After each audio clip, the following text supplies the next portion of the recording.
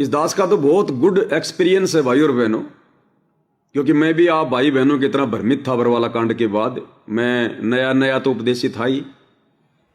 12 अप्रैल 2013 को परमेश्वर रामपाल जी की मुझ नीच पर दया हुई। मुझे उनके सानिध्य में, उनकी शरण में जाने का मौका मिला। और फिर 18 नवंबर 2014 को लगभग 1.5 साल बाद में ये बरवाला कांड हो गया। हम गुरुदेव भगवान की ज्यादा सुसंगति नहीं कर पाए, हमारा दुर्भाग्य था। कभी कभार आशीर्वाद ले लिया करते थे लाइन में लग के बाकी संगत की तरह, बाकी विशेष कोई जान पहचान, विशेष कोई बातचीत, ऐसा कुछ भी नहीं था। तो हम भी ऐसे ही नॉर्मल टाइप में। तो बरवाला कांड के बाद में धीरे धीरे काल में सतलोक आश्रम मैनेजमेंट हरियाणा के माध्यम से पाखंड को फैलाना शुरू किया। सबसे पहला नामदान केंद्र इन्होंने हरियाणा में खोला, रोहतक में। उसके बाद इन्होंने दूसरा नामदान केंद्र राजस्थान के जोधपुर में खोला, राजस्थान के स्टेट कोऑर्डिनेटर उस प्रकाश माड़ी के मकान पर। और तीसरा नाम दीक्षा केंद्र खोलने के लिए ये लोग जयपुर में आए हुए थे। और उस समय भाई और बहनों, किसी ने भी अपने घर पर जयपुर में नामदान केंद्र नहीं खुलवाया। जो बड़ी बड़ी तोप थी, जो बड़े बड़े भगत थे जयपुर के, एक राम किशोर वकील है, एक लोकेंद्र राजपूत है, एक प्रहलाद जी हैं सारनामी, और भी भगत थे कई जो काफी समय से गुरुदेव से जुड़े हुए थे, करोथा कांड से जो है वो पहले भी। और नाम दीक्षा केंद्र रखने के लिए आए थे राजस्थान के स्टेट कोऑर्डिनेटर प्रकाश माड़ी, उसकी धर्म पत्नी अनु देवी, और परमेश्वर रामपाल जी का सांसारिक रिश्ते में जो दामाद है मंजू का पति, वो भगोड़ा घोषित था बरवाला कांड के बाद। अभी तो वो हिसार जेल में है, संजय खानपुर वाला। और एक सतलोक आश्रम के मुख्य ट्रस्टी बलजीत का बेटा अनिल लहरी, जो कि नशे के मुकदमे में भगोड़ा है और बरवाला कांड के मुकदमों में भी भगोड़ा है।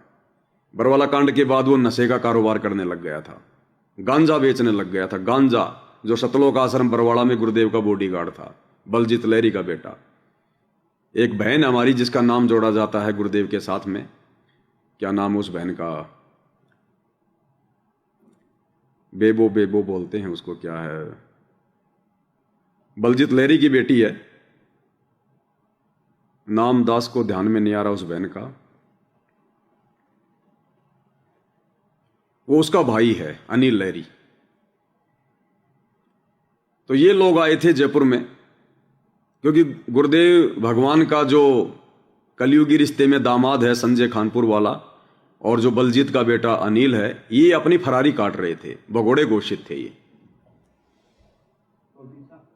बबीता नाम था उस बहन का, बबीता जो जेल में भी रह के आई थी। और ये नादान दुनिया वाले व्यर्थ में उस बहन का नाम परमपिता परमेश्वर रामपाल जी के साथ में जोड़ते हैं, अपने कर्म फोड़ रहे हैं। उस बबीता का भाई अनिल लहरी। तो ये जयपुर में घूम रहे थे, जगह देख रहे थे कि कोई अच्छा भगत मिले, कोई बड़ा भगत मिले, हमें किराए पर मकान ना लेना पड़े, उसी के मकान में नामदान के अंदर रख दें। तो भाइयों और बहनों, जितनी भी बड़ी बड़ी तोप थी ये जयपुर की, जो बड़े बड़े भगत समझे जाते थे, इन सबको उसमें दस्त हो गए, दस्त। घबरा गए कि भाई परमेश्वर रामपाल जी पर तो देशद्रोह का मुकदमा है, और जो पुलिस है वो भी भक्तों को ढूंढने में लगी हुई है। बरवाला कांड उस समय ताजा ताजा घटना थी। तो सब के सब लोग घबराए हुए थे, दस्त हो गए थे इनके। और जब मुझ दास को इस बात का पता चला, क्योंकि मेरी उस प्रकाश माड़ी से बरवाला कांड के पहले से थोड़ी बहुत जानकारी थी, और बरवाला कांड के बाद भी उसने मुझे 1-2 बार फोन किया, तो मैं उसके संपर्क में था। तो जब मुझे इस बात का पता चला, तो भाई और बहनों, दास जयपुर में उस समय भी अपनी जो है किराए की झोपड़ी में रहा करता था। सिक्कर रोड पर मैंने उस समय किराए का मकान ले रखा था। तो दास बार बार परमेश्वर रामपाल जी को दंडवत करके रो रहा था कि ये परमात्मा, ये सेवा इस दास को दे दो, परमात्मा ये सेवा इस दास को दे दो। क्योंकि उस समय तक हमें गुरुदेव के कलयुगी परिवार के पाखंड का, आडंबर का, इनके सड़े हुए दिमाग का, इनकी गंदी सोच का, इनकी घटिया हरकतों का 0% भी पता नहीं था, 0% भी। नए नए भगत थे। तो मैं बार बार गुरुदेव भगवान से अरदास कर रहा था, प्रार्थना कर रहा था कि ये परमेश्वर दास पे रजा करो, दया करो मालिक, अगर आप उचित समझो तो परमात्मा ये सेवा इस दास को दे दो। रो रो के अंदर से ऐसे भाव उठ रहे थे कि ये तो बहुत अच्छी सेवा है, तो बहुत बड़ी सेवा है। लेकिन भाई और बहनों, शायद वो प्रार्थना मेरी भगवान ने सुनी, और इन लोगों को जब कहीं भी कोई मकान नहीं मिला, किसी भी भगत ने हां नहीं भरी, अंत में इनको नामदान के अंदर तो रखना ही था। तो मैं इनसे बार बार प्रार्थना करता था कि भगत जी देख लो, अगर उचित समझो तो दास की झोपड़ी पे रख दो। तो फिर ये मेरे कहने से घर पर आए। किराए का मकान था, कोई दिक्कत नहीं थी, और इन्होंने फिर अंत में कोई भी चारा ना देखकर कि चलो भाई जब तक कोई दूसरा सेट नहीं होगा तब तक इस पवन दास के मकान पे रख देते हैं। तो राजस्थान का स्टेट कोऑर्डिनेटर, उसकी पत्नी, मंजू का पति, बबीता का भाई, ये सारे के सारे आए और इन्होंने मुझ पवन दास की झोपड़ी पर सन 2015 में नामदान के अंदर रख दिया। और मुझे नियम बता दिए कि आपने किन किन लोगों को दीक्षा दिलानी है और आपने किन किन लोगों को क्या क्या पूछना है। मैंने कहा जी ठीक है। चले गए ये लोग, मुझे कुछ मेमोरी कार्ड दे गए सत्संग के कि भाई कोई लेवे तो उसको इतने रुपए में दे देना, और नॉर्मली जो भी फार्म वार्म थे, कैसे क्या नाम भरना है, वो सब मुझे दे गए। और मैं तो भाई तन मन से अपनी सेवा समझ गया कि भगवान ने बहुत बड़ी दया कर दी। मैं अपनी सेवा में जुट गया।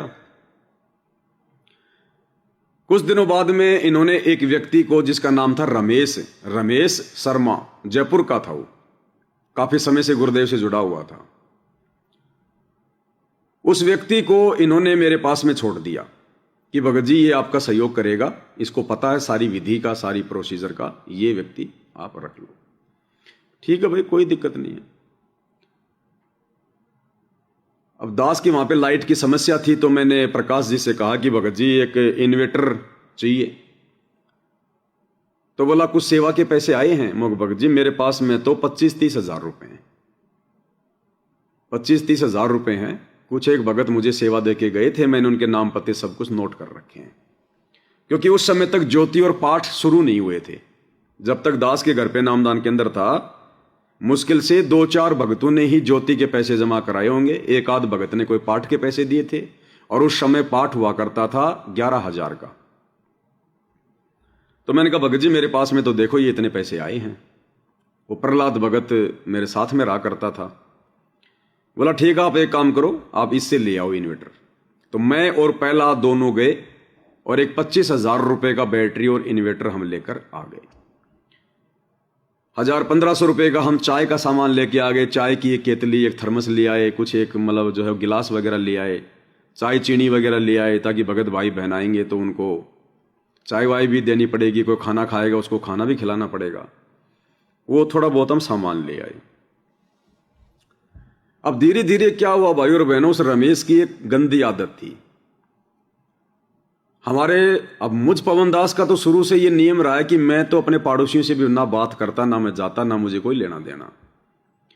तो पड़ोस में एक राजपूत का घर था, उसका जो पति था लेडीज का, वो पेट्रोल पंप पे काम करता था, और उसकी लेडीज घर पे अकेली रहती थी।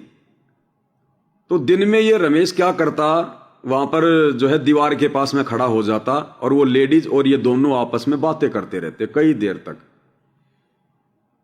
दास को भगतमती ने कहा कि भगत जी ये ठीक नहीं है, जरा ये थोड़ा इनको समझा दो इनको, क्योंकि हम रह रहे यहां पर वो किराए पर, हमारी किसी से जान पहचान नहीं, कल को कोई बात होगी। तो मैंने उसको 1-2 बार कहा, लेकिन वो नहीं माना। वो जाता और उस लेडीज के साथ में बातचीत करने लग जाता। आड़ोस पड़ोस में खुसर फुसर होने लग गई। खुसर फुसर होने लग गई तो लगभग 2 महीने हो गए थे दास के घर पर नामदान सेंटर को। तो बहुत सारे भगत आने लगे धीरे धीरे, क्योंकि सबको ये बताने लगे कि भाई ऐसे ऐसे हमने जयपुर में नामदान सेंटर रख दिया है। तो भगत लोग आते, मुझे फोन करते, मैं उनको रास्ता बता देता, आ जाते। अब कुछ एक भगत तो ऐसे आते कि साहब नहीं, हमने तो नाम शुद्ध करवाना ही है। उसका कैसे नाम शुद्ध करवा दिया? क्योंकि बाद बीच बीच में फिर इनके नियम आने लगे कि पवन दास अब उसी का नाम शुद्ध करवाना जो 2 बार इस हार की तारीख पे जाएगा। मैंने कहा ठीक है साहब। फिर नियम आ गया, जो 4 बार तारीख करेगा उसी का नाम शुद्ध करवाना। तो मैंने कहा ठीक है साहब। तो मैं तो पूछता सबसे, और बोले उनकी टिकट देखनी है, उनकी टिकट चेक करनी है, आने की या जाने की, कहीं कोई झूठ बोल के नाम शुद्ध ना करवा ले। तो जो व्यक्ति पहले 2 तारीखें करके, जब तक 2 तारीख का नियम था इन आश्रम वालों का, 2 तारीख करके और मुझे टिकट दिखा के जिसने नाम शुद्ध करवा लिया, और फिर वो 4 तारीख वाला नियम आ गया, फिर आया कोई व्यक्ति, मैंने कहा भैया दिखा 4 टिकट। बोला काहे की 4 टिकट? मैंने कहा नियम है गुरुजी का, 4 टिकट जब तक नहीं दिखाएगा नाम शुद्ध नहीं होगा। और वो मेरे साथ में लड़ता कि मेरे से पहले वो आया था, उसने तो 2 ही हाजिरी लगाई है, मेरे साथ में तुम भेदभाव क्यों कर रहे हो? लड़ने लग जाते। मैंने कहा भैया देखो गुरुजी का आदेश है, जब तक 4 टिकट नहीं दिखाएगा मैं तो नाम शुद्ध नहीं करवाऊंगा। तो लड़ने लग जाते, नाराज हो जाते, और फिर बात करवाते। लो ये प्रकाश जी से बात करो, हमको प्रकाश जी से बात करवा दे। मैं उससे बात करता, अरे पवन जी नाम शुद्ध करवा दो इसका। ठीक है भगत जी, मैं उसका नाम शुद्ध करवा देता।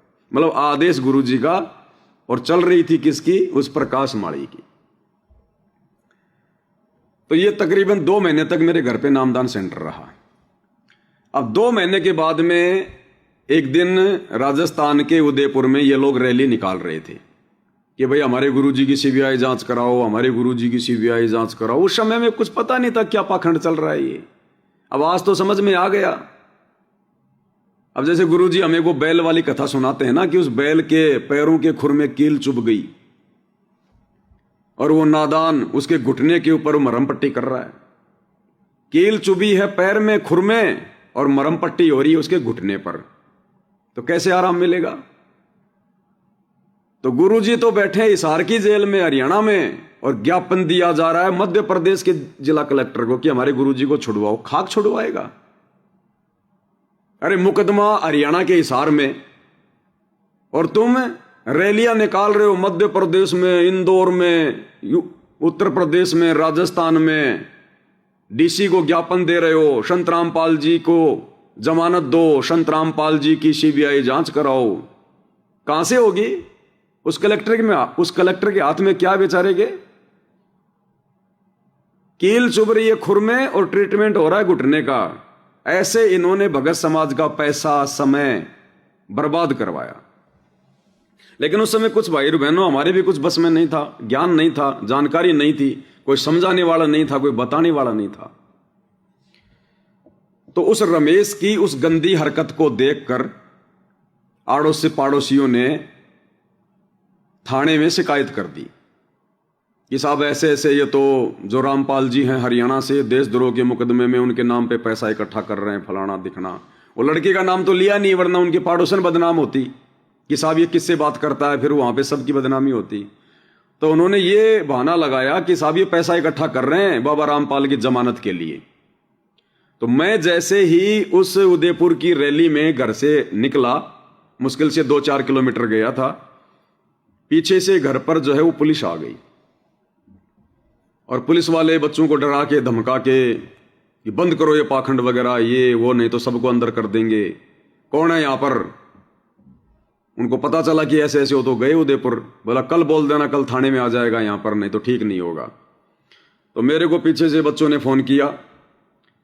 तो हम 2-4 भगत थे, हम टेम्पू लेके जा रहे थे। तो मैंने उनसे कहा कि भगत जी हो आप तो जाओ, और ऐसे ऐसे घर पर बात हो गई। वो बोला भगत जी हम भी फिर यहीं रहेंगे। मैं चलो भाई आ जाओ। फिर हम तीनों वापस आ गए। उसमें एक प्रहलाद जी भी थे, एक राम बाबू नाम का था, वो जयपुर में टेम्पू चलाता था, मध्य प्रदेश का रहने वाला था। वापस आ गए। बच्चों ने बताया सारी बातें। तो हमने डिसीजन लिया कि भाई चलो देखते हैं क्या होता है। फिर मैंने कहा कि प्रहलाद जी अपन एक बार प्रकाश माड़ी से तो बात कर लें, स्टेट कोऑर्डिनेटर से, कि भाई ऐसी ऐसी बात हो गई। तो मैंने प्रकाश माड़ी को फोन लगाया और मैंने सारी बात उसको बताई कि भगत जी ऐसे ऐसे घर पे पुलिस आ गई, ऐसे ऐसे धमकी दे रही है, क्या करें। तो प्रकाश माड़ी बोला कि भैया मेरे से पूछने की जरूरत नहीं है, मुझे कुछ नहीं पता है, तुम जानो और तुम्हारा काम जाने। उसके सीधे सीधे ये स्टेटमेंट थे कि मुझे कुछ लेना देना नहीं है, तुम जानो और तुम्हारा काम जाने। और उसके बाद उसने मेरा फोन उठाना बंद कर दिया।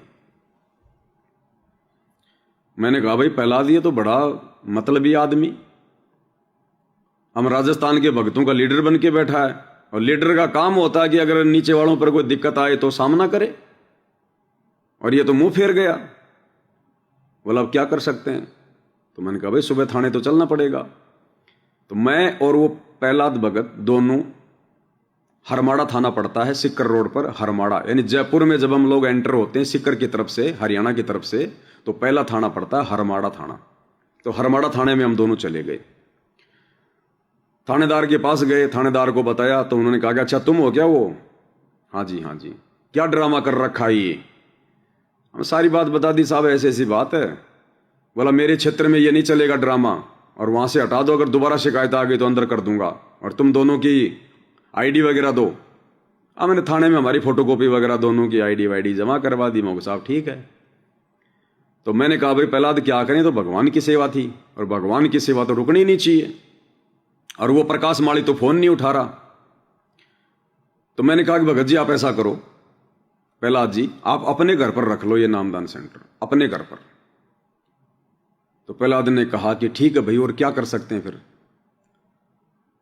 तो भाई और बहनों, उस राम बाबू के टेम्पो में हम तीनों ने वो नामदान का जितना भी सामान था, यानी नामदान का तो खाली क्या था, एक तो लैपटॉप था, एक वो नाम दीक्षा का एक वो मेमोरी कार्ड था, और नीचे बिछाने के लिए कुछ वो कारपेट वगैरह लेके आए थे ताकि भगत भाई दंडोत करें। तो वो इन्वर्टर और बैटरी, वो चाय पानी के गिलास, और मुश्किल से मेरे पास में 5-6 हजार रुपये और बचे हुए थे सेवा के। मैंने उस प्रहलाद भगत को वहीं पर सुपुर्द कर दिया सारा का सारा वो माल मसाला, और उस राम बाबू भगत के टेम्पो में एक कील भी नहीं छोड़ी दास ने, और उस टेम्पो में डाल के ऐसे की ऐसे, और प्रहलाद भगत जी के घर पर मैंने नामदान सेंटर रख दिया, जो आज भी उसी जगह पर नामदान सेंटर चल रहा है। VKI पुलिया नंबर 14, पंडित जी का चौराहा, वहां पर आज भी नामदान सेंटर, और उसी जो है प्रहलाद भगत के सानिध्य में चल रहा है। अब कुछ दिनों बाद में भाई और बहनों, दास के पास में फिर वो बरवाला कांड के वीडियो आने लगे। फिर वो संजय भी मेरे संपर्क में आ गया। उससे पहले संजय मेरे संपर्क में नहीं था। नामदान सेंटर हटने के बाद में जब हमने प्रहलाद भगत के घर पर नामदान के अंदर रखा, फिर धीरे धीरे वो संजय भी संपर्क में आने लगा। दिल्ली वाला संजय जो अब स्वयंभू गुरु बनकर बैठ गया है, उस समय बिल्कुल सही था वो। तो वो जयपुर आया, उससे मुलाकात हुई, और धीरे धीरे फिर हमारे पास में बरवाला कांड के सबूत आने लगे, अखबारों की कटिंग आने लगी, और गुरुदेव भगवान का वो वीडियो आ गया जिसमें परमात्मा ने कहा था कि राष्ट्रीय समाज सेवा समिति मेरी नहीं है, ये गुंडे मेरे नहीं थे, राष्ट्रीय समाज सेवा समिति के थे, और मुझे भी बंधक बना के रखा था, मुझे भी रोक के रखा हुआ था। तो धीरे धीरे फिर दास को हिम्मत मिलने लगी, और दास शुरुआत में वीडियो नहीं बनाता था, केवल मोबाइल पे हिंदी में मैसेज टाइप करके डाला करता था, लंबे लंबे मैसेज। तो ये खुसर फुसर होने लगी धीरे धीरे मैनेजमेंट वालों में। तो धीरे धीरे ये लोग मेरे को मना करने लगे कि भाई तुम ऐसा मत करो, ये मत करो, वो मत करो। मैंने कहा भैया ये प्रमाण सामने है, अब बताओ सच्चाई तो फिर बताएंगे ना। तो 4-5 बार इन लोगों ने मेरे पास फोन किया, समझाने का प्रयास किया, तो मैं नहीं माना भाई और बहनों, मैं मैसेज डालता ही रहा। और उस नामदान सेंटर पे भी जाता था, वहां भी मैं सेवा दिया करता था। उस समय तक वो प्रहलाद भगत जी ठीक थे। वहीं मैंने नामदान सेंटर के पास में दूसरा किराए का मकान ले लिया था, एक भगत का ही था, 5,000 रुपए में महीना मैंने वो किराए पे ले लिया था। अब जब बात ज्यादा बढ़ गई तो फिर एक दिन दास ऐसे ही बैठा बैठा विचार कर रहा था कि भगत भाई बहनों को आपस में जोड़ा जाए। सब भाई बहन आपस में डरे हुए हैं, किसी का किसी के पास में कोई संपर्क नहीं है। तो ऐसे ही दास के मन में विचार आया और मैंने अखबार में पढ़ा कि उसमें जैसे अखबार में छोटे छोटे ऐड आते थे कि बल्क मैसेज करो, अपने धंधे को बढ़ाओ, लाखों लोगों तक अपनी बात पहुंचाओ। तो मैंने सोचा कैसे पहुंचाते हैं बात। तो पता चला कि ऐसे ऐसे कोई वेबसाइट लेनी पड़ती है। उस वेबसाइट पे आपके पास जितने भी मोबाइल नंबर हैं उन सबको डाल के जो भी आप मैसेज टाइप करोगे एक बार में लाखों के पास मैसेज जाएगा। तो मैंने उस वेबसाइट वाले से संपर्क किया, बोला भैया 3,000 रुपये लगेंगे। मैंने कहा भैया दे दे। और बोला क्या नाम रखूं तेरी वेबसाइट का। मैंने कहा नाम रख दे सतगुरु रामपाल जी। बोला नहीं, बोला खाली 6 अक्षर आएंगे, 6 अक्षर। मैंने कहा 6 अक्षर कैसे। बोला जैसे तुम्हारे पास में कंपनियों के मैसेज आते ना, एयरटेल AIRTEL, तो 6 अक्षर है ना। मैंने कहा 6 अक्षर हैं। ऐसे BSNL 4 हो गए, 2 और लिख दो कुछ। ऐसे 6 ही होने चाहिए शब्द। जो 6 शब्द आप हमें दोगे अंग्रेजी के, उसी नाम से आप जिन जिन नंबरों पर मैसेज भेजोगे उनके पास में आपका मैसेज आएगा। तो मैंने कहा भैया नाम लिख दे सतगुरु, SATGURU। हो गए 6। उसने सर्च किया, बोला ये तो पहले किसने ले रखा है। तो मैंने कहा फिर दूसरा लिखो, फिर सतलोक SATLOK, ये भी 6, सतलोक लिख दो। बोला ये भी किसने ले रखा है। तो मैंने कहा लिखो पर वाला BARWALA, बोले तो 7 हो गया। तो मैं क्या करें। फिर मेरे दिमाग में आई कि क्या करें। फिर अचानक से आया कि KABIRA, हाँ ये सही है, ये कबीरा लिख दो। फिर कबीरा लिख दो, ये 6 में है। उसने सर्च किया, बोला ठीक है। बोला इस कबीरा से पहले 2 शब्द जो है कंपनी की तरफ से आएंगे, AM DM PM, ऐसे जैसे DM कबीरा, PM कबीरा। तो उसने जब मेरी वेबसाइट बनाई तो उस पर नाम आ गया DM कबीरा। बोला इस नाम से आप अपने लैपटॉप से और खुद भी आप जितने भी आपके पास मोबाइल नंबर है उन सब नंबरों से आप जी मैसेज वगैरह वायरल कर सकते हो, आप मैसेज वगैरह डाल सकते हो। तो भाई और बहनों, फिर मैंने क्या किया, पहले तो मेरे संपर्क में जितने भगत थे मैंने उन सब के नंबर वगैरह लिस्ट बनानी शुरू कर दी मैंने कंप्यूटर में, एक्सेल में। फिर धीरे धीरे मैंने दूसरे भक्तों से संपर्क किया कि तुम्हारे संपर्क में जितने भगत हैं आप मेरे को व्हाट्सएप के ऊपर सबके जो है नंबर मैसेज कर दो। वो मेरे को भेजने लगे। मेरे पास में 1500 नंबर हो गए। और मैं धीरे धीरे भक्तों को फिर तारीखों के मैसेज भेजता था, क्योंकि फिर इन आश्रम वालों ने भक्तों को तारीखों पर भेजने के आदेश बता दिए थे कि वे गुरु जी के आदेश हैं, और भक्तों ने इस प्रकार से हिसार की तारीखों पर आकर अपनी हाजिरी लगानी है। तो मैंने कहा चलो ये सेवा कर लेते हैं। मैं खुद भी तारीखों पे जाने लगा, कभी ट्रेन में कभी बसों में, पुलिस वालों के डंडे खाते, वहां डरते रहते, जेल तक कभी जाने देते कभी नहीं जाने देते। एक आधी बार गुरुदेव भगवान के दर्शन भी हुए। एक बार मैं रोहतक में गया तो वहां पर परमात्मा जी के दर्शन हुए दास को। लेकिन उस बात के लिए भाई और बहनों आज भी मुझे बहुत ज्यादा दुख है, बहुत ज्यादा मुझे पश्चाताप होता है जब वो घटना मेरी आंखों के सामने आती है। क्योंकि अज्ञानी थे भाई और बहनों, ज्ञान की छींट भी नहीं थी उस समय तक, बस खाली नाम के भगत बने फिर रहे थे। जब मैं रोहतक गया गुरुदेव भगवान की तारीख पर, तो उस तारीख पर दास के साथ में 2 घटना घटी। एक घटना तो गुरुदेव के छोटे लड़के के साथ में घटी, मनोज के साथ में। गुरुदेव का छोटा लड़का मनोज जींद चौराहे पर, परमेश्वर रामपाल जी का बरवाला आश्रम में बॉडीगार्ड था संजय डाबोदा, वो हरियाणा पुलिस में था और गुरुजी की बॉडीगार्ड की नौकरी भी करता था ऐसे ही सेवा में। तो उस मनोज की संजय डाबोदा की किसी बात को लेकर अनबन हो रही थी। गुरुजी के छोटे लड़के मनोज ने उस गुरुजी के बॉडीगार्ड संजय डाबोदा की औरत के विषय में कुछ कह दिया होगा। तो उसने कहा कि तू क्या जानता है मेरी औरत के बारे में। तो इस बात को लेकर उन दोनों के बीच में झगड़ा हो गया और रोहतक के जींद चौराहे पर उस संजय डाबोदा ने गुरुजी के लड़के को थप्पड़ मारा, मनोज को, और पीटा। यह घटना हुई। और फिर हम रोहतक के कोर्ट में गए, छुपके छुपा के जैसे भी थे कि भाई गुरुजी के दर्शन हो जाएं। तो गुरुदेव भगवान को पुलिस लेकर आई कोर्ट में।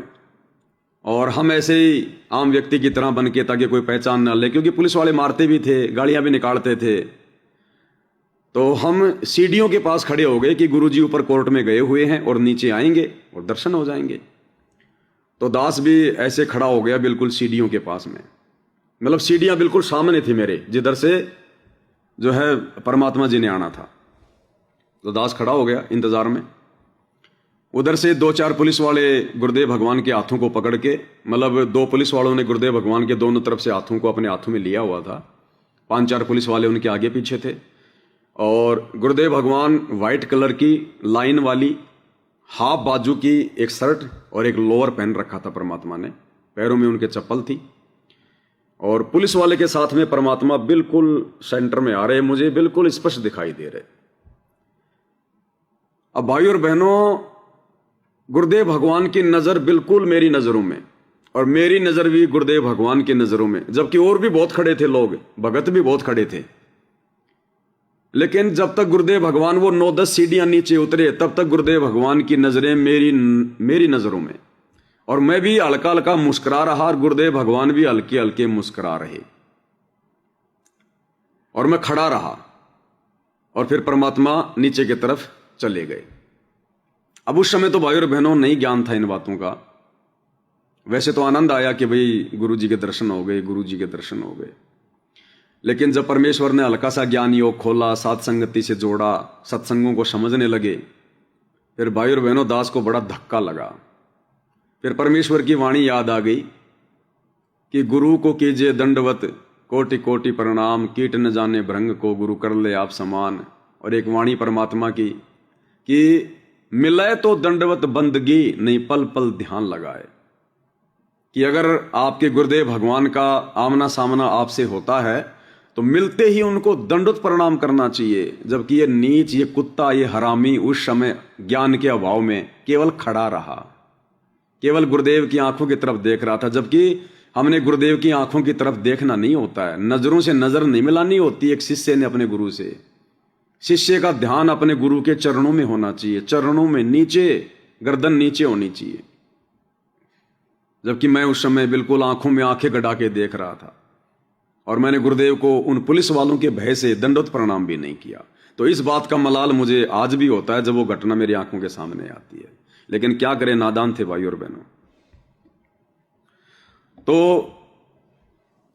मैंने वो वेबसाइट बनवा ली और फिर मैंने नंबर वगैरह लेना शुरू कर दिए, और मैं तारीखों के मैसेज भेजने लगा।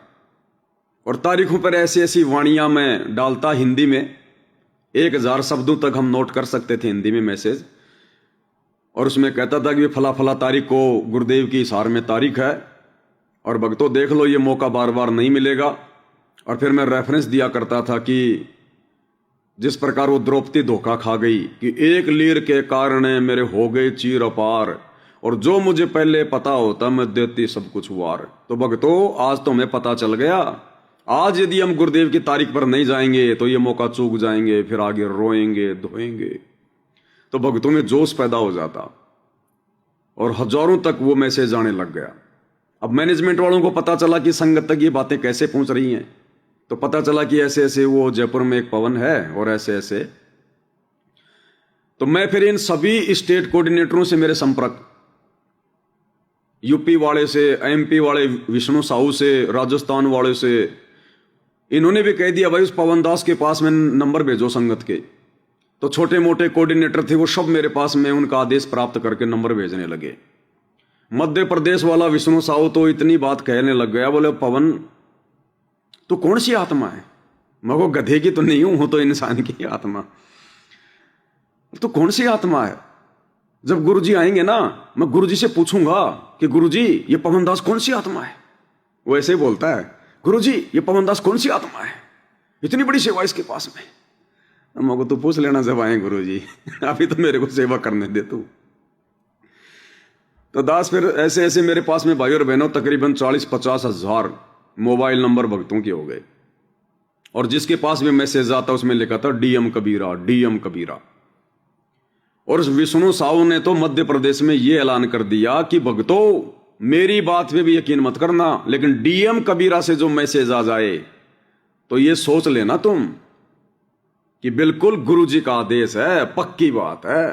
तो भगत इतना विश्वास करने लग गए उस समय उस मैसेज के ऊपर जो मैं भेजा करता था।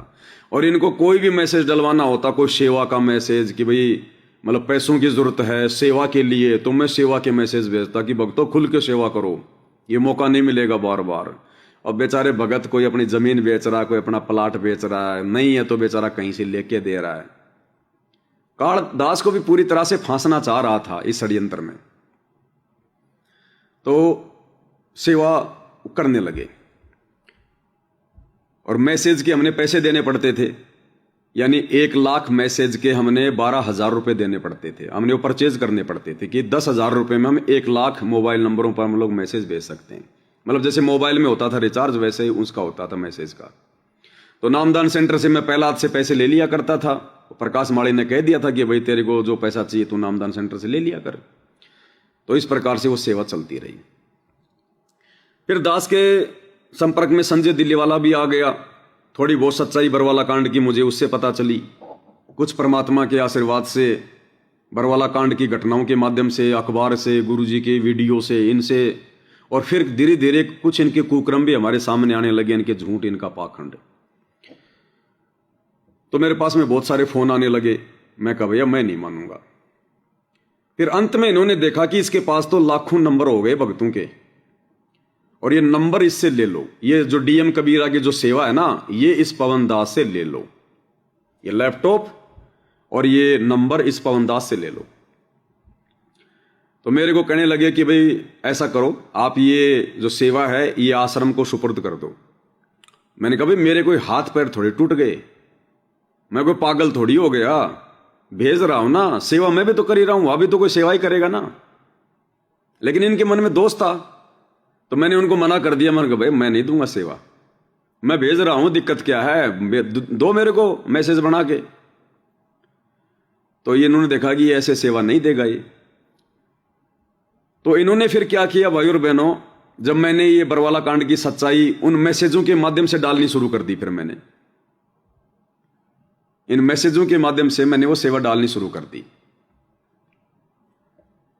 मुझे पता चला कि ये लोग इन पैसों का दुरुपयोग कर रहे हैं, भगत भाई बहनों को व्यर्थ में हिसार भेज रहे हैं, जबकि गुरुजी का कोई आदेश नहीं है। गुरुजी क्यों बुलाएंगे अपनी तारीख पर, भगत क्या करेंगे तारीख पर जाकर, तारीख पर तो वकीलों का काम है। हम लोग तो व्यर्थ में वहां जाकर गुरुजी के लिए बाधा उत्पन्न कर रहे हैं, क्योंकि वहां अखबार में आता था कि संत रामपाल जी के फॉलोवर की भीड़ के कारण संत रामपाल जी को कोर्ट में नहीं लाया गया, उनकी अगली तारीख डाल दी गई।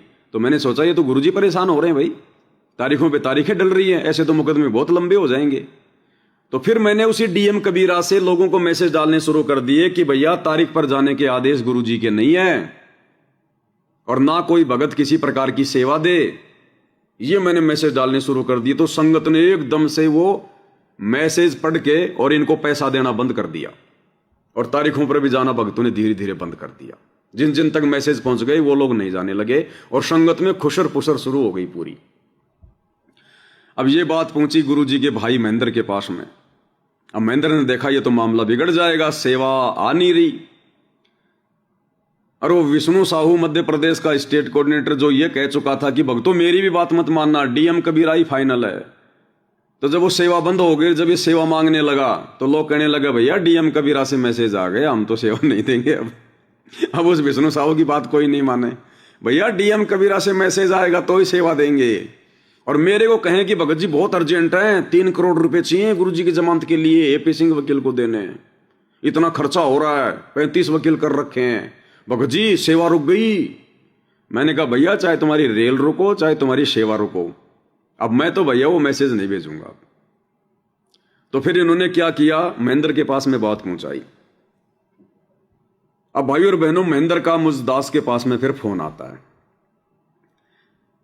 परमेश्वर रामपाल जी के छोटे उस कलयुगी भाई महेंद्र का फिर मुझ पवन दास के पास में फोन आता है। और एक क्या नाम था उसका, अनिल नाम है शायद, अनिल है या क्या है,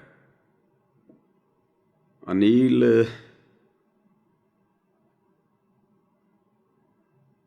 ही है शायद, ऐसा ही है। उस समय वो सभी स्टेट कोऑर्डिनेटरों के ऊपर था, सोनीपत का है।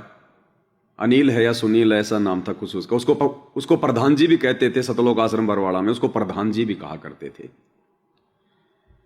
तो उसका मेरे पास में फोन आया कि भगत जी आप ये सेवा दे दो। मैंने कहा भैया नहीं दूंगा।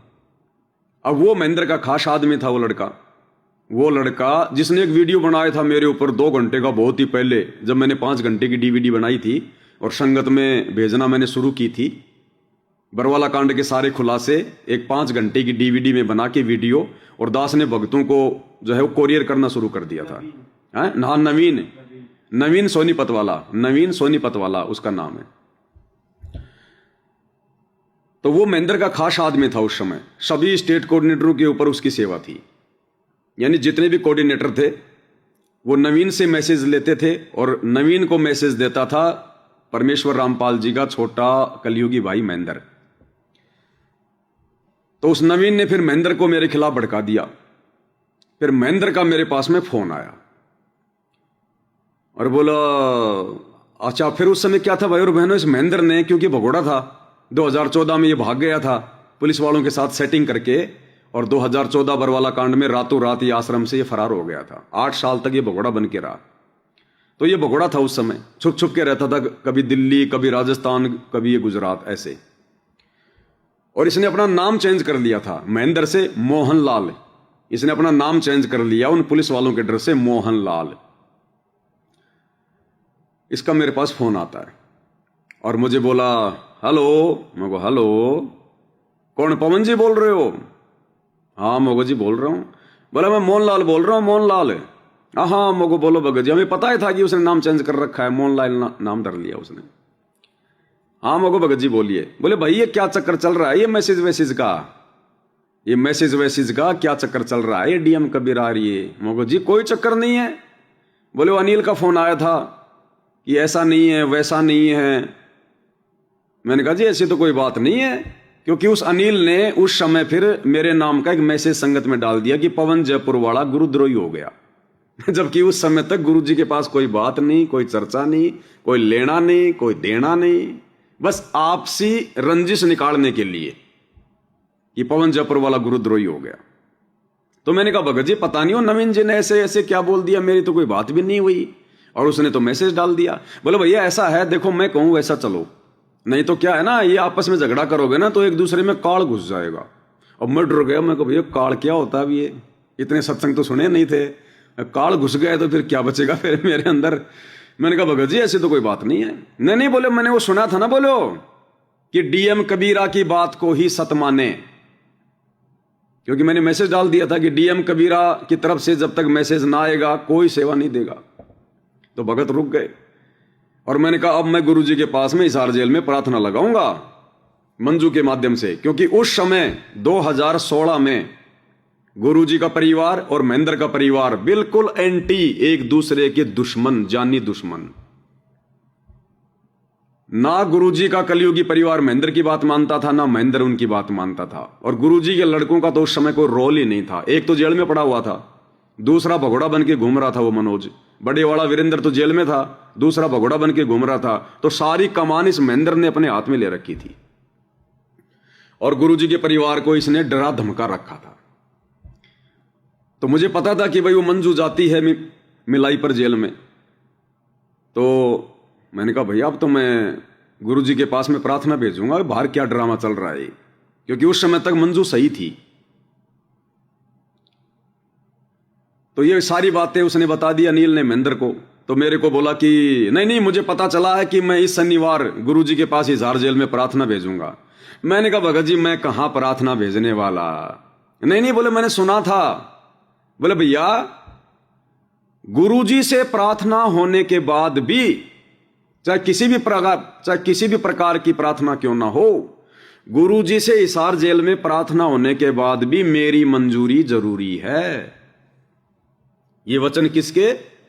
परमेश्वर रामपाल जी के छोटे कलयुगी भाई महेंद्र के, मोहनलाल के, कि हिसार जेल में गुरुजी से प्रार्थना होने के बाद, यानी मैं जैसे गुरुदेव से कोई प्रार्थना करूं कि गुरुजी ये बात है और गुरु मुझे आदेश दे दे कि बेटा तू ऐसा कर ले। अब महेंद्र कह रहा कि उसके बाद भी मेरी मंजूरी जरूरी है कि गुरुजी के बताने के बाद भी तूने वो काम करना है कि नहीं करना है। यानी गुरुजी से ऊपर महेंद्र हो गया। मेरी मंजूरी जरूरी है। और बोला ये गुरुजी का ही आदेश है, नाम तुम्हारा ले करूं आवाजा। अब उस समय तो ये बातें दास को समझ में नहीं आ रही थी, लेकिन परमात्मा के आशीर्वाद से उसकी रिकॉर्डिंग हो गई मेरे मोबाइल में। 2.5 मिनट मेरी बात हुई और उसकी और मेरी रिकॉर्डिंग हो गई। और वो रिकॉर्डिंग अब दास आपको सुनाएगा भाई और बहनों, क्या बातचीत हुई। साहिब कौन से बोल रहे क्या? हाँ जी अमर मोहल्ला बोल रहा था उसके। जी भगत जी। हेलो। हाँ जी भगत जी बताएं। हाँ कैसे हो? ठीक हो? दया भगत जी परमात्मा जी। वो क्या चक्कर पर ध्यान मैसेज भेजूंगा है भगत जी? मैसेज क्या चक्कर पर देंगे सब लोगों का आपस में? नहीं भगत जी पता नहीं, वो आज उनसे नवीन भगत जी से बातचीत हुई थी तो काफी कुछ उन्होंने जो अमल की व्हाट्सएप पे भी अमल की फैला दिया इस तरीके से, जबकि दास के तो दास ने तो ऐसी कोई गलती भी नहीं की। ऐसा है ना, मैं प्रोसीजर बताऊंगा आपको, ठीक है ना? ऐसे ना उस आपस में इसका काल घुस जाएगा सब में। जैसे जो मैसेज आता है वो गुरु जी के थ्रू मेरे पास आता है, उनके पास आता है। जी भगत जी जी।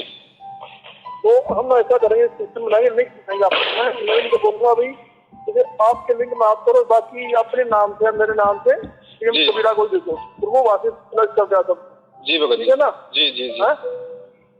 भगत जी मालिक क्या कह रहे हैं महेंद्र जी कि मैं एक सिस्टम बनाऊंगा, सिस्टम से चलो। और कह रहा है कि इसार जेल से गुरुजी का मैसेज मेरे पास में आता है और मैं फिर इस नवीन को मैसेज देता हूं और नवीन के माध्यम से फिर आगे चलता है। तो जो सेवा नवीन के पास में हो नवीन करे, और बाकी अगर डीएम अगर वो कबीरा को कोई सेवा देनी होगी, यानी उस पवन दास को कोई सेवा देनी होगी, तो नवीन उधर से वो बता देगा। लिंक बना के चलो, एक बार ध्यान से सुनो दोबारा, महेंद्र के मुख से डीएम कबीरा। तो बाकी अपने नाम से मेरे नाम से डीएम कबीरा को देखो, तो वो वापस प्लस कर दिया सब। जी भगत जी, है ना? जी जी जी। भगत जी मालिक के आदेशों के अनुसार चलना है, दास का इसमें कहीं कोई मतलब इधर उधर का बिल्कुल नहीं है। बाकी आज मैंने आज दास ने नवीन जी को ये कहा था कि नवीन जी देखो मेरा कहीं वो कुछ नहीं है, ना ही मैंने कोई ऐसा कोई मतलब मैसेज किया है मेरे से भगत जी बगैर थोड़ा अगर आपने सुनो, आपने मैसेज हाथ दिया ना भी, तो डीएम कबीरा को माने और कला माने, मतलब उससे क्या होता है ना, ये भी नवीन भी क्योंकि दास ने मैसेज डाल दिया था कि डीएम कबीरा की बात कोई सत्य माने, तो संगत ने सेवा रोक दी। तो महेंद्र क्या कह रहा है कि आपने एक मैसेज डाल दिया था ना कि डीएम कबीरा की बात को ही सत्य माने और किसी को ना माने। ध्यान से सुनिएगा, मैसेज हाथ दिया ना भी, तो डीएम कबीरा को सत्य माने और कला माने, मतलब उससे क्या होता है ना, ये भी नवीन भी करता है, तो हम करवा नहीं भगत जी आप बातों को छोड़ो, जो हो गया तो आपकी दोबारा, ठीक है ना? जी जी जी। तो मैं नवीन को बोलता हूँ भाई वो आपसे भी लिंक करे और लिंक बनाए, चलो क्या दिक्कत है? बिल्कुल भगत जी मिलके सेवा करनी है, मालिक के भी तो यही आदेश है भाई, मतलब मिलजुल के चलना है सबको, है ना? ना ऐसा नहीं ना, जैसे आप कहते हो, मैंने सुना था आपका बच्चों का वो रिकॉर्डिंग जी, मैं शनिवार को दोबारा प्रार्थना कराऊंगा, प्रार्थना के बाद भी मेरी मंजूरी जरूरी है। किसी प्रकार की प्रार्थना है वो कि मैंने सुना था ना इस शनिवार कि मैं गुरुजी के पास में मैं वो प्रार्थना लगाऊंगा। प्रार्थना के बाद भी किसी भी प्रकार की प्रार्थना हो मेरी मंजूरी जरूरी है, यानी गुरुजी के आदेश के बाद भी महेंद्र का आदेश लेना जरूरी है भगत ने। तो गुरु बड़ा हुआ या फिर ये महेंद्र बड़ा हुआ? तो यहां से भाई और बहनों दास को झटका लग गया कि ये भगत कहां है। ये अपने आप को भगत कहता है, ये कहता है मुझे सार नाम मिल गया, मैंने दादा गुरुजी से नाम ले लिया, और ये तो वर्तमान में गुरु का गुरु समझ रहा अपने आप को कि गुरु से प्रार्थना करने के बाद भी मेरी मंजूरी जरूरी है। तो ये भगत कहां रहा, ये तो गुरु का गुरु बन गया। इसमें तो कॉमन सेंस भी नहीं है। मैं क्या बोल रहा हूं, किसके बारे में बोल रहा हूं? गुरु से ऊपर कोई अथॉरिटी है क्या? क्या कह रहा है, ध्यान से सुन लो, है ना? ना ऐसा नहीं ना, जैसे आप कहते हो, मैंने सुना था आपका बच्चों का वो रिकॉर्डिंग जी, मैं शनिवार को दोबारा प्रार्थना कराऊंगा, प्रार्थना के बाद भी मेरी मंजूरी जरूरी है। किसी प्रकार की प्रार्थना है वो, गुरु जी का आदेश है, मेरे से सैकड़ों प्रार्थना होगी। भगत तो फाइनल भगत जी दास मतलब कहाँ प्रार्थना कराएगा, किससे कराएगा? वो तो जब भगत जी इतनी बातें बोल रही थी तो जो हमारे दास ने उनको बोली है बात। अब तो मैं क्या कह रहा हूँ, मैं आपको कह रहा हूँ, मैं उनको बोलूंगा अपने नवीन को भी मैसेज कराने उसको भेजो और आप भी करो। ठीक है ना, लिंक बना रहा है आपका सारा। बिल्कुल भगत जी, वैसा ही होगा। फोन से मिल मिलाप रखो, मिलकर चलो सारे। जी भगत जी, जी जी मैं बोलता हूँ उनको। हाँ? जी भगत जी, सच्चा है। जय बंदी छोड़। सुना भाई और बहनों? तो उस समय फिर दास को भाई और बहनों ये झटका लग गया कि भाई ये तो गुरु का भी गुरु बना हुआ है, ये भगत कहां है, ये तो भगवान बन बैठा अपने आप में। वहां से फिर दास को झटका लग गया कि ये भगत नहीं हो सकता, ये आदमी जो अपने गुरु के बारे में ऐसी बात कह रहा है। हमने इसके सत्संग सुन के नाम थोड़ी लिया है, हमने इसकी शक्ल देख के थोड़ी नाम लिया है, ये लगता क्या हमारा। तो वहां से फिर दास को झटका लग गया कि ये तो मामला कुछ और है, गड़बड़ काम है ये। फिर गुरुजी की क्या जरूरत पड़ गई भाई? जब गुरुजी की आज्ञा के बाद भी महेंद्र की आज्ञा लेनी जरूरी है, तो फिर प्रार्थना क्यों लग रही है फिर जेल में? डायरेक्ट फिर महेंद्र से पूछ लो। तो दास ने इन बातों को फिर धीरे धीरे धीरे धीरे संगत में फैलाना शुरू कर दिया, मैसेज डालने शुरू कर दिए डीएम कबीरा से कि भाई ऐसा ऐसा झोल हो रहा है संगत में। अब इन्होंने देखा भाई और बहनों कि ये तो मामला सारा बिगड़ेगा, अब ये तो मामला सारा ही बिगड़ेगा। तो आनन फानन में फिर महेंद्र ने नवीन से मैसेज डलवाया, झूठ बुलवाई संगत में, झूठ कि हिसार जेल से गुरुजी का लेटर आ गया और गुरुजी ने कह दिया कि महेंद्र जो आदेश दे दे वो फाइनल है। और उस नवीन ने फिर संगत में अपनी एक ऑडियो डाली, नवीन सोनीपत वाले ने महेंद्र अर्थात मोहनलाल के विषय में एक ऑडियो डाली।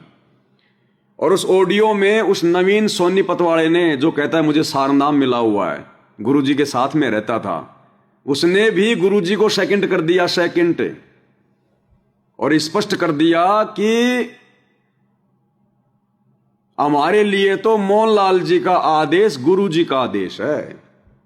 वो नवीन सोनीपत वाला जो सभी स्टेट कोऑर्डिनेटरों का सरदार था। सोचो फिर बाकी संगत की क्या हालत होगी, बाकी कोऑर्डिनेटरों का क्या विचार होगा। उसने कहा कि मोहनलाल जी का आदेश हमारे लिए गुरुजी का आदेश है, और मोहनलाल जी ने जो कह दिया वो फाइनल। अब भक्तों इससे ज्यादा हमें और क्या चाहिए? यानी बस हमें नया गुरु बन गया, अब इससे ज्यादा और हमें क्या चाहिए? ध्यान से सुनिएगा भाई और बहनों। आप जो कह रहे हो ठीक है, लेकिन सारी संगत के लिए गुरुदेव जी ने आदेश दे रखा है कि भाई मोहनलाल जी की बात मान करके चलें, और मोहनलाल जी की बात मानना हमारे लिए गुरुदेव जी का आदेश है। क्या कह रहा है? मोहनलाल जी की बात मानना हमारे लिए गुरुजी का आदेश है। तो सतलोक आश्रम मैनेजमेंट हरियाणा वालों का गुरु कौन हुआ? मोहनलाल, महेंद्र। अब गुरुजी की तो अब कोई आवश्यकता रही नहीं कि मोहनलाल जी की बात को मानना, मोहनलाल जी के आदेश को मानना हमारे लिए गुरुजी के आदेश के बराबर है कि मोहनलाल जो बोल देगा वो फाइनल है। फिर हमने ना तो कोई सत्संग देखने की जरूरत है, ना गुरुजी से बात करने की जरूरत है। बस मोहनलाल ने जो आदेश दे दिया वो गुरुजी का आदेश है।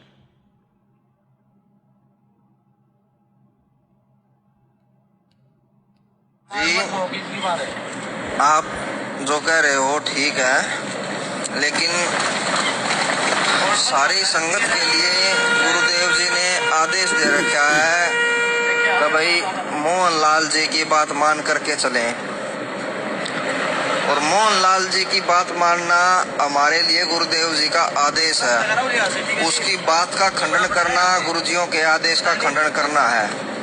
और पवन जयपुर वाले जी मोहनलाल जी के खिलाफ मैसेज डालते जाने लग रहे हैं, जो कि गुरु मर्यादा का उल्लंघन है। अब आप लोगों ने गुरु मर्यादा को ज्यादा रखना है या कमाल की तरह एक दूसरे भगत के ऊपर आश्रित ज्यादा होना है, यो फैसला अब आप लोगों के हाथ में है। देख लो अब आप क्या करोगे। अब सुनियो, हमारे को गुरुजियों ने कह दिया भाई मोहनलाल जी की मान के चलो, मोहनलाल जी जो कहे हमारे लिए वो फाइनल है। और ये मोहनलाल जी जो कहें वो फाइनल है। और आगे तो इसने तोड़ पाड़ दिया नवीन सोनीपत वाले ने, कोऑर्डिनेटरों के सरदार ने। कह रहा कि गुरु जी के आदेश के बिना अगर मोहनलाल अपना कोई आदेश देता है, कोई आज्ञा देता है, तो वो हमारे लिए गुरु जी की ही आज्ञा है। यानी गुरु जी से पूछे बिना भी मोहनलाल अगर कोई आदेश देता है तो संगत के लिए वो गुरु जी का ही आदेश माना जाएगा। ये ड्रामा रच रहा था काल उस समय संगत में कुसंगत ये फैला रहा था वो। ये संगत अगर भ्रमित होगी तो ऐसे होगी। इस संगत का अगर गुरु से विश्वास टूटेगा तो ऐसे टूटेगा। गुरु को तजे बजे जो आना था पशुओं को फोकट ज्ञाना। तो इस अनिल ने, क्या नाम है इसका, नवीन, इसने अपने गुरु जी को तो तज दिया। इसके मन में इस प्रकार के विचार आना ही सतगुरु रामपाल जी की शरण से कोसों दूर होना है। ये सूक्ष्म मार्ग है कि मोहनलाल भी अगर अपनी तरफ से कोई आदेश देता है तो हमारे लिए तो गुरु जी का ही आदेश है। इसलिए भाई और बहनों, ये 2014 से टोटल पाखंड मनमाना आचरण चल रहा है। ये 12 अगस्त 2025 को उस बसंत सैनी ने जो शब्द कहे थे कि गुरु जी के आदेश हैं पवन को मार दो, ये मैनेजमेंट के गुरु महेंद्र के आदेश हैं। क्योंकि मैनेजमेंट का गुरु परमेश्वर रामपाल जी नहीं, ये महेंद्र है, महेंद्र। ये महेंद्र के आदेश थे कि पवन दास को खत्म कर दो। अरे परमेश्वर रामपाल जी तो जीवन देते हैं, मारते नहीं हैं। मारने का काम तो शैतान का है। तो ये महेंद्र शैतान, इसके अंदर काल घुसा हुआ है। इसके आदेश आ रहे हैं स्टेडियम बनाने के, राजनीति करने के, जाटों की धर्मशाला बनाने के, अयोध्या में भंडारा लगाने के, गुंडों की सीबीआई जांच के, जाटों के आरक्षण में जाने के, करोड़ों रुपया चंदे में देने के, धर्म को धंधा बनाकर जगह जगह आश्रम खोलने के, हॉस्पिटल बनाने के। ये सारा पाखंड ये मैनेजमेंट का गुरु महेंद्र कर रहा है। आगे क्या कह रहा है अब कि गुरुजी से पूछे बिना भी महेंद्र यदि कोई आज्ञा दे, कोई आदेश दे, तो गुरुजी का ही आदेश है। गुरुजियों ने लिखित में भी दे दिया था, लिखित में भी दे रखा है कि भाई मेरे आदेश को अगर मोहनलाल जी बदल दें तो भी वो मान्य होगा। बताओ, कहते हैं गुरुजी ने हमें लिखित में दे दिया कि मेरे आदेश को मोहनलाल अगर बदल दे तो वो मान्य होगा। यानी मेरा आदेश तो फेल और मेरे भाई महेंद्र का आदेश फाइनल। ये चापलूसों की टीम खड़ी कर रखी थी आश्रम में उस महेंद्र ने। ये उसी का पिल्ला है, ये महेंद्र का पिल्ला, महेंद्र का चमचा। उधर वो बसंत सैनी, महेंद्र का पिल्ला, महेंद्र का चमचा। ये जितने भी स्टेट कोऑर्डिनेटर, ये महेंद्र के पिल्ले, महेंद्र के चमचे। इन सब ने तो 2010 में बरवाला कांड से पहले वो राष्ट्रीय समाज सेवा समिति बनाई थी। ये लोग तो पहले ही अपने गुरुजी के आदेशों को हल्के में लेते थे, अपने गुरुजी की बातों से ज्यादा इस महेंद्र की बातों को महत्व देते थे। और उसी राष्ट्रीय समाज सेवा समिति ने, जो काल प्रेरित लोगों का संगठन था, उसमें जितने भी लोग थे वो सब सतगुरु रामपाल जी की बातों को कम और महेंद्र की बातों को ज्यादा महत्व देते थे। क्या कह रहा है कि गुरुजी ने दे रखा में लिखित में कि महेंद्र अगर मेरे आदेशों को काट दे, मेरे आदेशों को अगर बदल दे, तो महेंद्र को अथॉरिटी है। गुरु कभी कहेगा ये बात है? अरे एक शिष्य के लिए अपने गुरु से बढ़कर किसी और के आदेश मान्य हो सकते हैं क्या? एक योग्य शिष्य अपने गुरुजी के अलावा किसी और का आदेश मान सकता है क्या? क्या ये स्वीकार कर सकता है कि मेरे गुरु से बढ़कर कोई और हो गया मेरे लिए? और ये सरेआम ड्रामा कर रहे, तो काल कहां बैठा हुआ था? संगत में कुसंगत कहां पैदा हो रही थी? गुरु को मानुष कौन मान रहे थे? पूरा का पूरा मैनेजमेंट गुरु को तजे भजे जो आना ता पशुआ को फोकट ज्ञाना। कोई ज्ञान आधार नहीं, कोई गुरुजी के सत्संगों की जरूरत नहीं, बस महेंद्र ने जो बोल दिया वो फाइनल। तो ये चल रहा 2014 से मैनेजमेंट के गुरु महेंद्र के आदेश चल रहे हैं, ये सारे के सारे, कभी बीजेपी, कभी कांग्रेस, और कभी गुंडों की जांच, और कभी जाट आरक्षण, ये मनमाना आचरण। क्या कह रहा है सुन ही लिया होगा आपने, एक बार फिर से सुन लो पूरी ऑडियो। आप जो कह रहे हो ठीक है, लेकिन सारी संगत के लिए गुरुदेव जी ने आदेश दे रखा है कि भाई मोहनलाल जी की बात मान करके चलें, और मोहनलाल जी की बात मानना हमारे लिए गुरुदेव जी का आदेश है। उसकी बात का खंडन करना गुरुजियों के आदेश का खंडन करना है। और पवन जयपुर वाले जी मोहनलाल जी के खिलाफ मैसेज डालते जाने लग रहे हैं, जो कि गुरु मर्यादा का उल्लंघन है। अच्छा, अब आप लोगों ने गुरु मर्यादा, भाई मैं मैसेज किसके खिलाफ डाल रहा हूं, ये क्या कह रहा है कि पवन जयपुर वाला महेंद्र जी के खिलाफ मैसेज डालता जा रहा है, जो कि गुरु मर्यादाओं के खिलाफ है। क्यों, महेंद्र मेरा गुरु है क्या? अरे महेंद्र मेरा गुरु है क्या, जो उसके खिलाफ मैं मैसेज डालूंगा तो मेरी गुरु मर्यादाओं का हनन हो जाएगा? मेरा गुरु महेंद्र है क्या? तो देख लो ये लोग कहां बैठे हैं। महेंद्र के खिलाफ मैसेज डालूंगा तो कह रहा कि गुरु मर्यादाओं का उल्लंघन हो जाएगा। इन्होंने अपना गुरु महेंद्र को मान रखा है। दोबारा ध्यान से सुनो भाई और बहनों, आप जो कह रहे हो ठीक है, लेकिन सारी संगत के लिए गुरुदेव जी ने आदेश दे रखा है कि भाई मोहनलाल जी की बात मान करके चलें,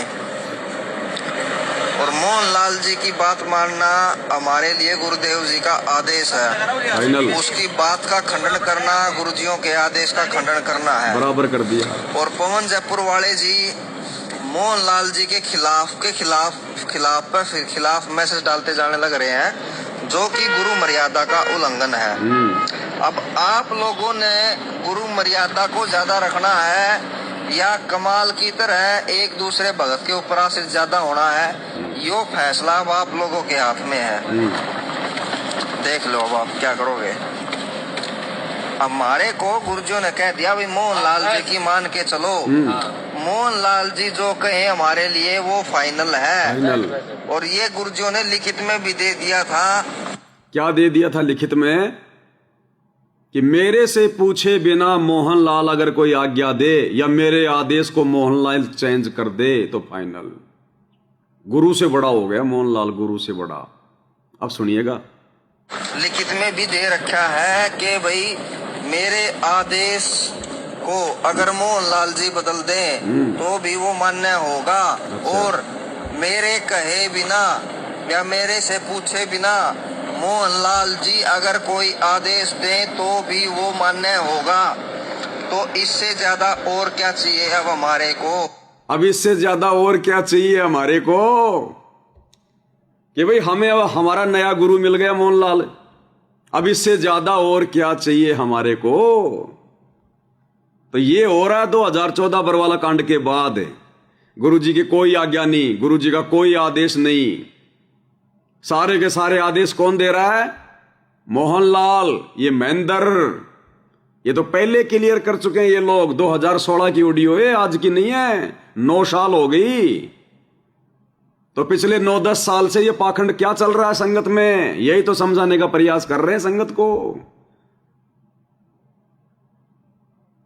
सब कुछ गुरुजी का कलयुगी परिवार उनका भाई कर रहा है। गुरुजी का कोई आदेश नहीं, क्योंकि इन्होंने अपने आप को फुल अथॉरिटी मान लिया कि गुरुजी की आज्ञा की जरूरत ही नहीं है। बना बना के लेटर संगत में वायरल कर दिए और मूर्ख संगत ने विश्वास कर लिया। तो कह रहा है इससे ज्यादा और अब हमारे को क्या चाहिए? गुरुजियों ने कह दिया भाई मोहनलाल जी है फाइनल अथॉरिटी है, ठीक है। फाइनल अथॉरिटी गुरुजी ने कह दिया कि मोहनलाल फाइनल अथॉरिटी है। फिर गुरुजी क्या बच गए? फिर गुरुजी क्या बच गए भाई? जब फाइनल अथॉरिटी गुरुजी ने मोहनलाल को बना दिया तो फिर वर्तमान में फिर गुरुजी के पास जाने की, भक्तों की प्रार्थना लगाने की, गुरुजी से बार बार आदेश लेने का दिखावा करना फिर क्या जरूरत है? जब गुरुजी ने तुम्हें यह कह दिया कि मोहनलाल फाइनल अथॉरिटी है, मोहनलाल का आदेश ही मेरा आदेश है, मेरे से पूछे बिना भी मोहनलाल कोई आदेश दे सकता है और मेरे आदेशों को भी मोहनलाल चेंज कर सकता है, अरे फिर क्यों दिखावा कर रहे हो फिर गुरुजी के पास में जेल में भक्तों की प्रार्थना भेजने का? बात बात पे कि गुरुजी का आदेश है, गुरुजी का आदेश है। तुम्हारा गुरु तो मोहनलाल है, महेंद्र है, उससे आदेश ले लो, फाइनल है, वो तो फाइनल अथॉरिटी है। गुरुजी को क्यों दुखी कर रहे हो तुम बार बार? ये है इनका रियल ड्रामा। अब बताओ ये महेंद्र किस मुंह से अपने आप को ये कह सकता है कि मैं संत रामपाल जी का भगत हूं? किस मुंह से कह सकता है? ये इतिहास बन गया, ये वीडियो बन रहे हैं ना, इतिहास बन रहा है। तभी तो इन लोगों को मिर्ची लग रही है, तभी तो ये मोहनलाल आदेश दे रहा है कि खत्म कर दो उस पवन दास को, खत्म कर दो। तो जब ये मैसेज आया तो मेरा दिमाग और ठनक गया कि भाई यहां तो फिर गुरुजी का कोई लेन देन ही नहीं है, ये तो सारा काम ही ये लोग कर रहे हैं, फिर गुरुजी की क्या जरूरत पड़ गई? फिर मैंने डीएम कबीरा से संगत में मैसेज डालने शुरू कर दिए बरवाला कांड से संबंधित। फिर भाई और बहनों वो महेंद्र आता है फिर जयपुर में, उसी नामदान सेंटर पर पंडित जी के चौराहे पर 14 नंबर विश्वकर्मा में, जहां आज भी जयपुर का नामदान सेंटर है। फिर वो महेंद्र आता है अपने 2-3 साथियों के साथ में स्विफ्ट गाड़ी में, भगोड़ा था, चुप चुप के आया शाम के टाइम पर। मेरे को पहला तो भगत ने फोन किया कि ऐसे ऐसे गुरुजी का भाई आया हुआ है और आपसे मिलना चाह रहा है। मैंने कहा मिल लेते हैं भाई, क्या बड़ी बात है। पास में मकान था, 100-150 मीटर दूरी था। मैं आ गया, रात को तकरीबन ये 10 बजे की बात है भाई और बहनों। तो मैं आया तो मैंने देखा कि भाई महेंद्र जी बैठे हैं, 2-4 उनके साथी बैठे हैं, जयपुर के 2-4 जो बड़े बड़े भगत थे, राम किशोर वकील वगैरह हैं, भगत प्रहलाद जी, 2-4 और बैठे वहां पर, यानी हम 8-10 लोग थे। और नामदान सेंटर के ऊपर एक मकान है जहां पर वो प्रहलाद जी रहा करते थे, नीचे नामदान सेंटर था, ऊपर बैठे हम। वो खाना वाना खा के तैयार, मैं भी तैयार। अब मैं अकेला और वो सारे के सारे, मेरे को बैठा लिया और मेरे को डराने लगा, धमकाने लगा। तो क्या जानता है, तूने कल नाम लिया है, हैं? तेरे जैसे उस करोथा कांड में भी ना जाने कितने आए और कितने गए। कल को मैं गुरुजी से कह के तेरा ये करवा दूंगा और वो करवा दूंगा, तू अपनी भक्ति क्यों नहीं कर लेता? संगत पे क्यों ठेकेदार बना हुआ है? मैंने भी कह दिया, फिर तुम क्यों ठेकेदार बन रहे हो भाई? तुम्हें फिर किसने ठेकेदार बना दिया? मैं भगत और तुम भी भगत, तुम कोई भगवान हो क्या? तुम भी बैठ के भक्ति करो, फिर संगत को अपने हिसाब से चलने दो। बोला ये परीक्षा चल रही है, तो फिर मेरे को परीक्षा में तू क्यों ठेकेदार बन रहा है? फिर तू भी बैठ चुपचाप, संगत को देने दे परीक्षा।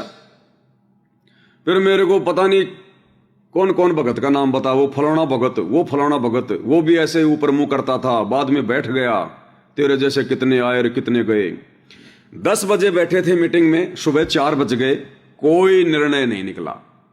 अंत में 4 बजे उस महेंद्र ने ये कहकर मीटिंग समाप्त करी, खड़ा हो गया खुद ही कि मैंने भगत बहुत देखे लेकिन तेरे जैसा नहीं देखा। मगर तू आगे देखेगा भी नहीं मेरे जैसा। आज से पहले तूने गुरुजी का नाम लेकर लोगों को डरा दिया, धमका दिया, तूने उनको चुप करवा दिया, तूने किसी को पिटा दिया, किसी की तूने नो एंट्री करवा दी, बेचारों को डरा धमका। ये पवन दास ना डरेगा, ना धमकेगा, ना चुप होगा। ये फिर मैंने कह दिया लास्ट में। अब मुझको जयपुर में आया हुआ, वो क्या करेगा यहाँ? अब उस टाइम मैं भी इतना भगत नहीं था। अब मेरे 2 मारता तो मैं भी 4 मार देता वहीं ठोक के। तो मैं भी थोड़ा सा टाइट बोल रहा था। तो उसने सोचा कि भाई तू भगोड़ा आदमी है, कहीं कोई सूचना वाचना ना दे दे कोई पुलिस में। तो वो भी डरा हुआ था। तो तुरंत वहां से फिर वो लेके अपने साथियों को ये कहकर कि मैंने तेरे जैसा आदमी नहीं देखा, मुझ तू देखेगा भी नहीं, चला गया।